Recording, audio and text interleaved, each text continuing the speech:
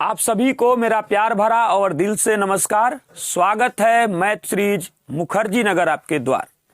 SSC GD के लिए हम लोग प्रीवियस ईयर प्रश्नों को सोल्व कर रहे हैं। यदि आप इस एग्जाम की तैयारी कर रहे हैं तो हमारे साथ इन प्रश्नों को आप सोल्व कर सकते हैं। आप इस प्रश्न को पहले खुद से सोल्व कीजिए, उसके बाद आप हमारे सोल्यूशन को देखिएगा। यहाँ पर हम बहुत ही कम थ्योरी बता पाएंगे आपको, यहाँ पर सीधे प्रश्न को कैसे सोल्व किया जाता है इस बात को हम आपको बता पाएंगे। कोई बात नहीं, ध्यान दीजिएगा। पहला प्रश्न हम लोग सोल्व करते हैं और क्या कहता है क्वेश्चन। कह रहा है कि एक इलेक्ट्रिक हीटर को 12% के लाभ पर बेचा गया। यदि इससे 5% कम मूल्य पर खरीदा जाता और 180 रुपया कम में बेचा जाता तो 10% का लाभ प्राप्त होता। इलेक्ट्रिक हीटर का क्रय मूल्य कितना है। ध्यान दीजिएगा, इस प्रश्न को कैसे हम लोग सोल्व करेंगे। और कल मेरे भाई एक बोल रहे थे कि सर समझ में नहीं आ रहा है, तो थोड़ा सा हमारा कैलकुलेशन वहां पर फास्ट हो चुका था। आज हम कैलकुलेशन को बहुत ही आराम से स्लो करेंगे। ध्यान दीजिएगा, तो हम लिखेंगे यहां पर माना कि या आप उस तरह न लिख के सीपी भी लिख सकते हैं। माना कि क्रय मूल्य बराबर 100 रुपया है उसका। अब समझिएगा, अब जैसे जैसे प्रश्न कर रहा है वैसे वैसे हम लोग आगे बढ़ेंगे। तो ध्यान दीजिएगा, एक्स ये रहा सीपी। कह रहा है कि एक इलेक्ट्रिक हीटर को 12% लाभ पर बेचा गया। यदि उसे 5% कम में खरीदा गया होता, यानी कि जो 100% में खरीदा गया है, जो भी वैल्यू में खरीदा गया है उस पर सिर्फ 5% कम, तो यानी 95 और भाग कितना हो जाएगा हमारे पास 100। 95% में खरीदा गया यानी 5% कम मूल्य पर खरीदा गया और 180 रुपये कम में बेचा जाता तो 10% का लाभ होता, यानी कि हो जाएगा 110 और भाग कितना 100 बराबर एक क्रय मूल्य पर ही, यानी ये विक्रय मूल्य बराबर हम विक्रय मूल्य कर रहे हैं। तो कह रहा है कि इस पर कितना का लाभ हो रहा है 112 हो जाएगा, यानी 12% है तो, और माइनस कितना कम में खरीदा, कितना कम में बेचा गया होता 180 रुपया कम में बेचा गया होता। अब इसको कैलकुलेट करेंगे और एक्स का जो वैल्यू हमारा प्राप्त होगा वही हमारा क्रय मूल्य हो जाएगा, यानी कॉस्ट प्राइस हो जाएगा, सीपी हो जाएगा। अब ध्यान दीजिएगा, इस कैलकुलेशन को भी हम देखिए 1 जीरो से 1 जीरो आप यहां कैंसिल कर लिए, ठीक। अब ध्यान दीजिएगा, ये बटा में डबल जीरो को कैंसिल करने के लिए जब देखिए ध्यान दीजिएगा, यहां बटा में 1 छिपा हुआ है, और जब 1 छिपा हुआ है ना, तो आप जब इसका लसम असम कीजिएगा तो आएगा बटा में 100, तो इससे तो ये कैंसिल हो जाएगा, लेकिन इससे कटेगा 100 बार में, तो इसमें गुना होगा डबल जीरो यहां पे आएगा। तो ध्यान दीजिए, एक ही बार में हम कैलकुलेशन को समाप्त कर रहे हैं। देखिए इससे तो यहां पर हमारे पास क्या आ जाएगा, डबल जीरो आ जाएगा। अब इसको ठीक कीजिए, पहले गुना कीजिए। जब गुना करेंगे तो ये हमारे पास आएगा 11 में 95 से गुना कर रहे हैं, थोड़ा सा हम स्लो कर रहे हैं। 5 का 5, 9 और 5 14, 9 और कितना हो जाएगा 10, और ये हो जाएगा 10x, यानी कि 1045x। इधर गुना कीजिए, इस 10 से अभी यहां बचा हुआ है, ध्यान रखिएगा, ये इसमें भी गुना होगा और इसमें भी गुना होगा, तो कितना हो जाएगा हमारे पास 1120x माइनस, अब जो ये 18,000 है ये 1,80,000 में बदल गया। इस वैल्यू को जैसे ही आप इधर लाइए तो हमें प्राप्त होगा माइनस में 75, यानी देखिए यहां 1100 पूरा करने के लिए 55 और 20 ये, तो 75x बराबर माइनस में हमारे पास क्या आ रहा है 1,80,000। तो माइनस से तो माइनस कैंसिल हो गया, यहां ध्यान दीजिएगा। ये 75 से कट जाएगा हमारा 24 बार में, यहां तक 1800 24 बार में, और उसके बाद में इस पर कितना जाएगा डबल जीरो, यानी ये हमारा सीपी जो है वो कितना का है, इस हीटर का जो क्रय मूल्य है वो 2400 रुपया है, और जिस ऑप्शन में 2400 रुपया दिया गया है यही हमारा आंसर हो जाएगा, अर्थात ऑप्शन नंबर बी हमारा आंसर हो जाएगा। चलिए अगले प्रश्न की तरफ बढ़ते हैं। अगला जो हमारे पास प्रश्न है क्वेश्चन नंबर 2, ये एवरेज का प्रश्न है। आप पहले इसको बार बार बोल रहे हैं कि आप पहले खुद से ट्राई कीजिए। कह रहा है कि 15 मापों के माध्य की गणना करने पर 50 सीएम मान प्राप्त हुआ, लेकिन यह पाया गया कि एक माप को 61 सीएम की बजाय 46 सीएम दर्ज किया गया था। सही माध्य सीएम में कितना होगा। अब ध्यान दीजिएगा, यहां पर 15 मापों के माध्य की गणना यानी कि औसत कितना है 50 है। तो योग बराबर क्या होता है औसत गुने संख्या। हम क्या यहां निकाल लेंगे 15 और गुना कर देंगे 50। अब आगे बढ़ते हैं। क्वेश्चन क्या बोलता है कि हमको लिखना था कितना 61 लेकिन गलती से लिखे कितना है 46।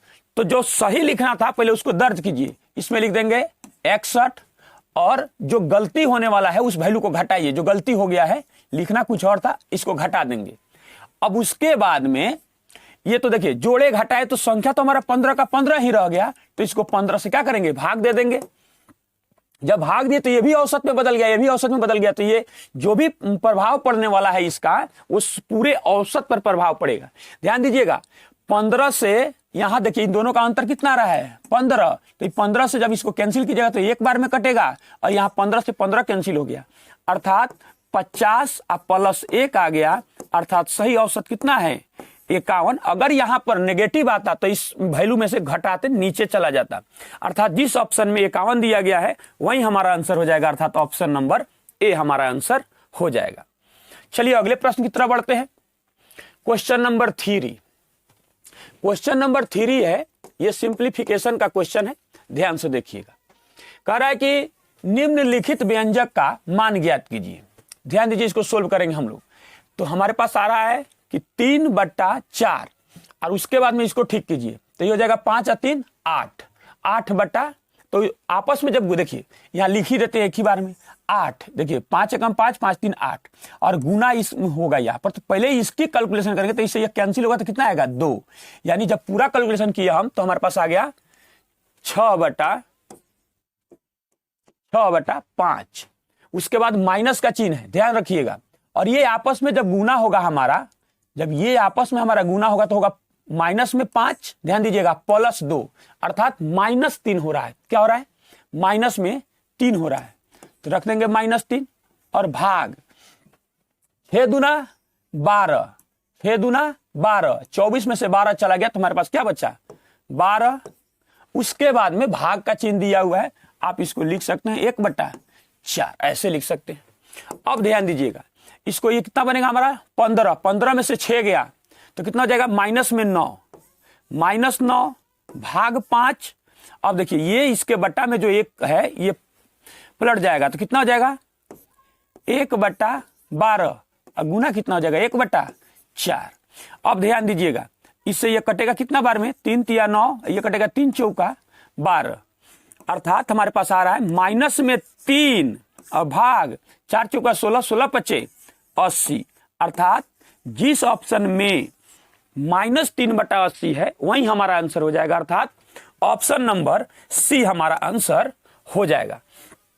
थोड़ा सा इस कैलकुलेशन को आप खुद से कीजिए और हम जैसे कर रहे हैं आप भी थोड़ा सा करने की इस तरीके की कोशिश कीजिए कि भरबली ही हमारा कैलकुलेशन बहुत सारा निकल सके। चलिए अगले प्रश्न की तरफ बढ़ते हैं। Question number 4। क्वेश्चन नंबर 4 में कह रहा है कि यदि संख्याओं 5 7 9 12 13 t 20 का औसत t है तो t का मान कितना होगा। अब ध्यान दीजिएगा सबसे पहले योग बराबर योग कर दीजिए सब कुछ निकल जाएगा हमारे पास। योग बराबर योग कर दीजिए तो सब कुछ निकल जाएगा अर्थात आएगा हमारे पास 5 + 7 + 9 + 12 या उसी में भी आप जोड़ सकते थे फिर भी हम फिर वही बात हो जाएगी कि कैलकुलेशन समझ में ही नहीं आ रहा है कि आप इतना जल्दी आंसर कैसे दे रहे हैं। तो हालांकि सब कुछ समझ के चल रहा है कोई बात नहीं। अब ध्यान दीजिएगा औसत कितना है t है तो औसत में जब हम संख्या से गुना करेंगे तो हमें क्या प्राप्त हो जाएगा योग प्राप्त हो जाएगा। तो ये संख्या कितनी है 1 2 3 4 5 6 7 तो गुना करा देंगे कितना से 7 से। अब समझिएगा इधर हमको प्राप्त हो रहा है 70 और एक t यहां पर है तो ये इस साइड जाएगा तो घट जाएगा तो हमारे पास क्या प्राप्त होगा 6t = अब इसको जोड़ेंगे तो ये हो रहा है 25 ये दोनों को जोड़ने पर 25 और ये हो गया 45 20 जोड़ने पर 45 और 5 कितना हो गया हम लोग का 50 50 और 10 60 6 कितना हो गया 66। आप अपने तरीके से भी जोड़ सकते हैं।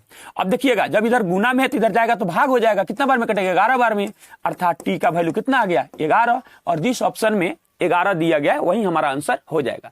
आप चाहते हैं तो इसको 1 2 3 4 5 6 7 इसके साथ गुना करा 70, ये अपने दिमाग में रखना है। और एक टी इधर आके घट गया तो हमारे पास बचा कितना, हमारे पास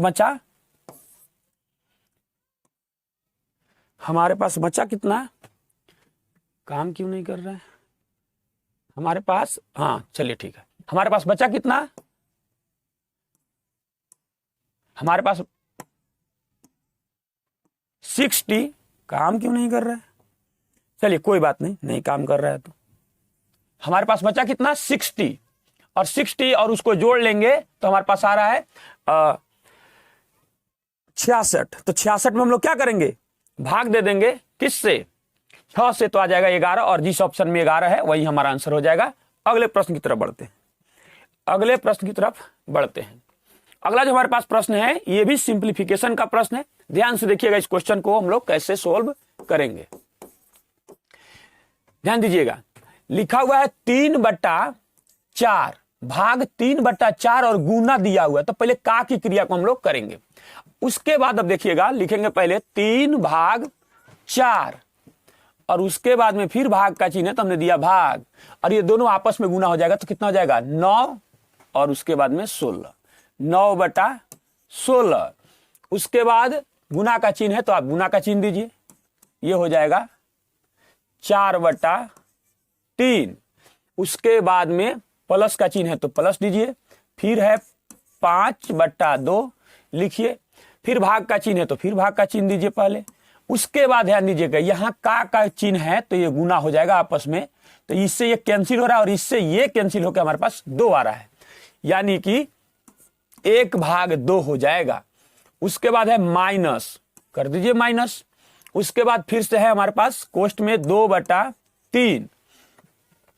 अब देखिए फिर यहां गुना करना पड़ेगा हम लोगों को, गुना करेंगे तो हमें क्या प्राप्त हो रहा है, इससे कट रहा है तो काट दीजिए पहले, ये कट रहा है तो ये आ गया 3, यानी 5/9 आ रहा है, माइनस में 5/9 आ रहा है। बस इसका कैलकुलेशन आप कर लीजिए, सब कुछ आपका ठीक हो जाएगा।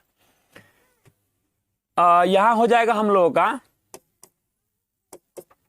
3/4 और इसको 16/9 गुना 4/3 प्लस 5/2 और इसको पलट दीजिए, कितना हो जाएगा 2 माइनस, इसका कैलकुलेशन कर लीजिए। अब इसको कैलकुलेट करने के लिए देखिए, यहां पर भी 3 से गुना कर दिए, यहां भी 3 से गुना कर देंगे ना, तो हमें क्या प्राप्त हो जाएगा, या जो इसका हर है यहां पर भी 9 बन गया और यहां पर भी 9 बन गया, तो कितना हो जाएगा 3 दूना 6, 6 में से 5 गया तो कितना आ जाएगा हमारे पास 1/9 आ जाएगा।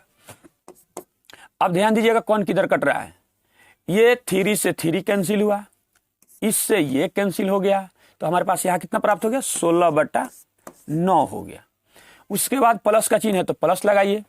उसके बाद देखिए, अगर इससे ये देख रहे हैं तो ये कैंसिल हो रहा है, कैंसिल कर दीजिए, और इन दोनों को एक साथ हम लोग कैलकुलेट कर सकते हैं कहीं पर भी। तो देखिएगा 9×5 = 45, 45 में से 1 चला गया तो बचा कितना 44, और 44 बट्टा हमारे पास क्या हो जाएगा 9, अर्थात ये हमारे पास कितना हो जाएगा, देखिए जोड़िए दोनों को, जोड़ने पर कितना आ रहा है 16 16 और 4 20, और यहां कितना गया 60, 60/9 हो गया, यानी ये कट रहा है तो ये आ गया हमारे पास 20 और ये आ जाएगा हमारे पास 3, अर्थात 20/3। और जिस ऑप्शन में 20/3 दिया गया है वही हमारा आंसर हो जाएगा, अर्थात ऑप्शन नंबर बी हमारा आंसर हो जाएगा। चलिए अगले प्रश्न की तरफ बढ़ते हैं। अगला जो हमारा प्रश्न है क्वेश्चन नंबर 6। क्वेश्चन नंबर 6 में दिया गया है कि एक वस्तु 8,800 रुपये में बेची गई, जो उसके क्रय मूल्य का 5/7 है, हानि प्रतिशत कितना है। कोई बात नहीं, ध्यान दीजिएगा, कह रहा है कि एक वस्तु है जिसका सीपी मान लीजिए 100 रुपया है, एक वस्तु को उतना में बेचा गया है, तो उसके क्रय मूल्य का 5/7 जो वैल्यू है वो कितना है 8,800 रुपया है। अब इसको क्रॉस कराइए, जब इसको हम लोग इससे काटेंगे तो हमें क्या प्राप्त हो जाएगा, हमें प्राप्त होगा 5 एकम 5, हमारे पास हो गया यहाँ 3 और ये 38, 7 पचे 35, उसके बाद में 5 छक 30, उसके बाद में आ जाएगा 0। यानी कि वस्तु का क्रयमूल्य हो रहा है, गुना कराइए 7 से तो हो जाएगा 0, 7 छक 42 का 2, उसके बाद में 7 सत्ते 49 और 49 और 4 53, 53 का 3 हो जाएगा। उसके बाद में हो जाएगा 7 और 5 12, 12,320 रुपया। यानी कि कोई वस्तु को हमने खरीदा है कितना में, 12,320 रुपया में, उसको बेच कितना में दिए हम, 8,800 में। तो हमको हानि कितना का हो गया, तो 12,320 माइनस 8,800। जब इसको आप घटाइएगा तो क्या प्राप्त होगा, 2, यह बन गया 13, 13 का मतलब 5 और ये बन गया 11, तो हो गया है यहाँ पर 3। यानी हमें हानि हो गया 3,520 रुपये का। कितना पर, कोई वस्तु का क्रयमूल्य कितना है, 12,320 रुपया पर, और गुना कितना हो जाएगा 100%। ध्यान दीजिएगा, इससे ये कैंसिल हो गया। उसके बाद में ये कट रहा है, उसके बाद कट रहा है तो देख रहे हैं कि 4 से भी कट रहा है, तो काटिए पहले 4 से ही इसको। 4 से जब हम लोग काटेंगे तो ये प्राप्त हो जाएगा, 4 से काटेंगे तो 8 चौका 32 और फिर कट गया 8 चौका 32। यहां कितना कट रहा है, 4 तिया 12, उसके बाद 0 देंगे और कट जाएगा 8 चौका 32। उसके बाद में फिर से देखते हैं कट रहा है, हाँ कट रहा है, तो काटिए इसको। 8 से जब काटेंगे या 11 दूना 22, 11 से भी कट रहा है, तो 11 अठे 88 कट गया, और 11 दूना 22 और फिर 11 अठे 88 यहां पर भी कट रहा है।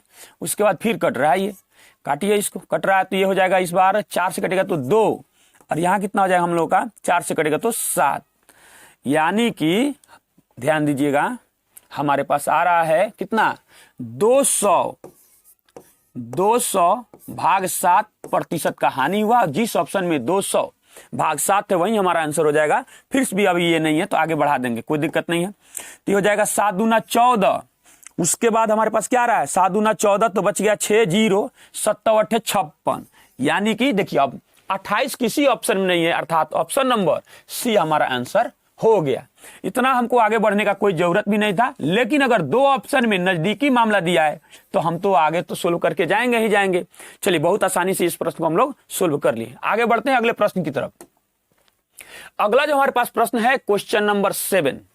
क्वेश्चन नंबर 7 में कह रहा है कि यदि 2 संख्याओं के बीच का अंतर 42 है, ठीक है कोई बात नहीं, और उनके लघुत्तम समापवर्त यानी कि एलसीएम और महत्तम एचसीएफ क्रमशः 1729 और 7 हैं, तो उन दोनों संख्याओं का योग कितना होगा।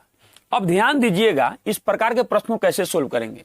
हम मान लिए कि 2 हमारे पास को प्राइम सह अभाज्य संख्या में से जो कॉमन होता है उसको, किसी भी संख्या में से जो कॉमन वैल्यू होता है उसको काट देते हैं ना, तो जो बचता है वो सह अभाज्य कहलाता है। तो अब ध्यान दीजिएगा, जब को प्राइम नंबर में जब हम एलसीएम से गुना करते हैं तो हमको क्या, माफी चाहते हैं, एचसीएफ से गुना करते हैं तो हमको संख्या प्राप्त हो जाता है। तो ये रही हमारी पहली संख्या कह सकते हैं, और ये रही हमारी दूसरी संख्या। तो हम जानते हैं कि पहली संख्या गुने दूसरी संख्या बराबर लसा गुने मसा होता है। तो हम लिख सकते हैं 7a गुना 7b बराबर पहली संख्या गुने दूसरी संख्या बराबर लसा। तो हमारा कितना है 1729 और गुना कितना है 7। इससे 1 कैंसिल हुआ और 1 7 से ये देखिए तो कितना बार में कट रहा है, तो 7 दूना 14, 7 दूना 14, तो बच गया हमारे पास कितना 3 32, यानी 7 चौका 28, बच गया 4 और 7 सत्ते 49 कैंसिल हुआ, यानी आ गया a इंटू बी बराबर 247। अब ध्यान दीजिएगा, जिस रूप में यहां पर जो वैल्यू होता है ना उसी रूप में इसको तोड़ते हैं। तो तोड़िए इसको, या किसमें टूटेगा, a गुना 247 और एक बार और टूटेगा ये 13 गुना 19 में ये टूटेगा। अब समझिएगा, जब इसमें अब हम 7 से गुना करेंगे तो ये नंबर अलग अलग प्राप्त होगा। लेकिन क्वेश्चन में क्या बोला है, दो संख्याओं के बीच का अंतर 42 है, तो इसके बीच का अंतर जो है वो 42 नहीं होगा, इसीलिए ये फेल कर जाएगा। और यहां ध्यान दीजिएगा, यहां कितना का अंतर है, 6 का, यानी 6 और 7 से गुना कर, 7 6 42, यानी ये पास है। यानी वो संख्या अगर निकालना है तो इसमें भी 7 से गुना कर दीजिए, इसमें भी 7 से गुना कर दीजिए, तो दोनों संख्या पता चल जाएगा। और हमसे पूछा क्या गया, दोनों संख्याओं का योग, यानी इसका और इसका योग चाहिए हमको। तो 7a प्लस 7b हमसे पूछा जा रहा है। तो हम क्या करेंगे, दोनों में से 7 को कॉमन ले लेंगे और एक जगह कोई एक इसका वैल्यू है और कोई एक ये वैल्यू है, कोई दिक्कत इससे हम लोग को नहीं होने वाला है। तो यहां हो जाएगा 13 और यहां आ जाएगा हमारे पास 19। जोड़िए इसको, कितना हो जाएगा हमारे पास 20 और 10 30 और 2 32, यानी कि 7 गुना 32 हो जाएगा। 7 गुना 14 का 4 और उसके बाद हो जाएगा 21 और 1 22, यानी उन दोनों संख्याओं का योग कितना है, 224 है। जिस प्रश्न में 224 दिया गया है वही हमारा आंसर हो जाएगा। इस प्रकार के प्रश्न को आप चाहिएगा कि हम किसी ट्रिक से बना दें, तो ये नहीं बनेगा। आपका कॉन्सेप्ट क्लियर होना चाहिए। कॉन्सेप्ट क्लियर तो रिजल्ट भी क्लियर निश्चित तौर पर होगा, अर्थात ऑप्शन नंबर ए हमारा आंसर हो जाएगा। चलिए बढ़ते हैं अगले प्रश्न की तरफ। ए हो गया आंसर। चलिए अगला जो प्रश्न है क्वेश्चन नंबर 8। क्वेश्चन नंबर 8 में कह रहा है कि किसी टंकी में एक रिसाव है जिससे यह 6 घंटे में खाली हो जाती है।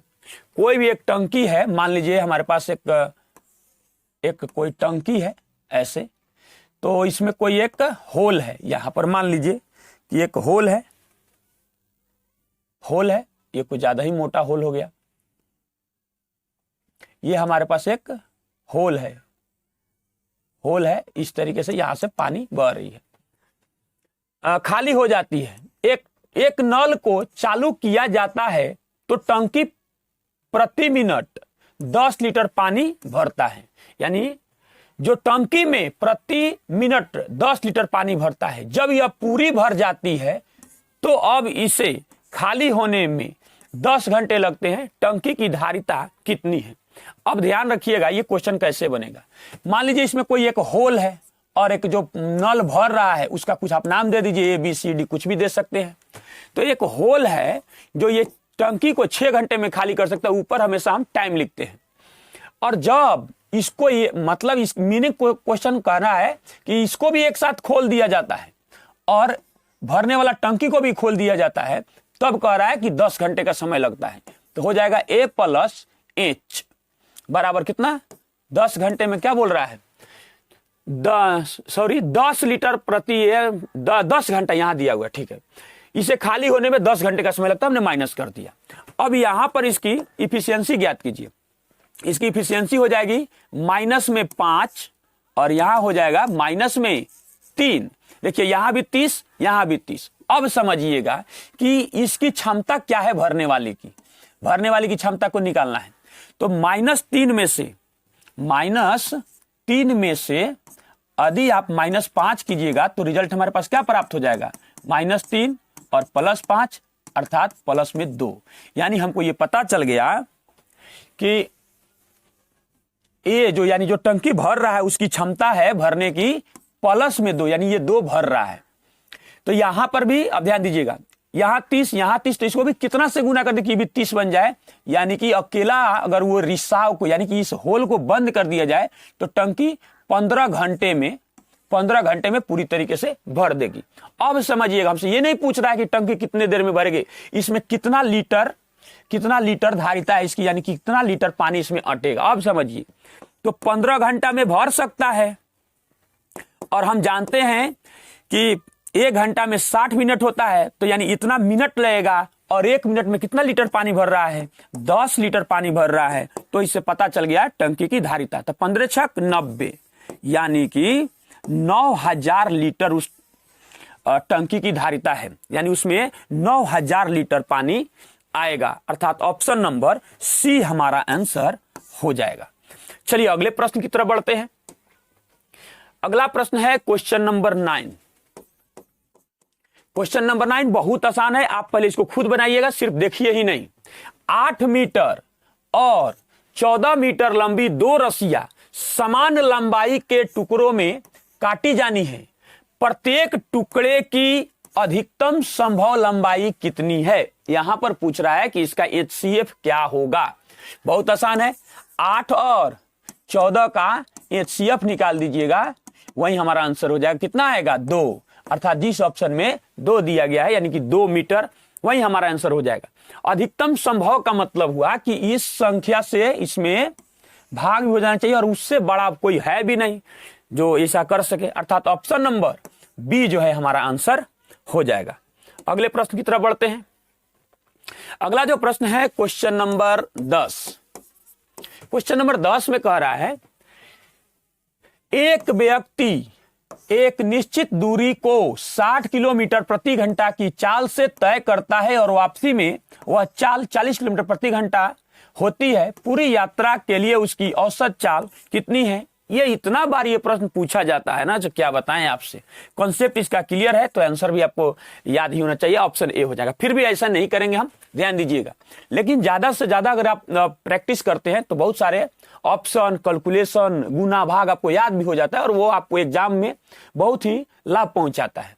ध्यान दीजिएगा, जब यहां पर भी निश्चित दूरी कह दिया ना तो ये फॉर्मूला हम कई बार बोल चुके हैं, 2xy बटा x प्लस वाई लगाइए। ज्यादा दिमाग इसमें लगाने की कोई जरूरत नहीं है, जहां ज्यादा का जरूरत है वहां लगाएंगे। जो x और y है ना, यहां पर ये चाल है तो कितना हो जाएगा? 60 गुना कितना? 40, और दोनों को जोड़ देंगे तो कितना आ गया हमारे पास? 100। जो कैलकुलेशन आसानी से हो सकता है उसको डिफिकल्ट बनाने की कोई जरूरत नहीं है। 24 24 दुना 48 किलोमीटर प्रति घंटा, अर्थात ऑप्शन नंबर ए हमारा आंसर हो जाएगा। बढ़ते हैं अगले प्रश्न की तरफ। अगला जो हमारे पास प्रश्न है क्वेश्चन नंबर 11। क्वेश्चन नंबर 11 में कह रहा है कि यदि 15% वार्षिक ब्याज दर पर 2 वर्षों के लिए निवेश की गई धनराशि के साधारण ब्याज और चक्रवृद्धि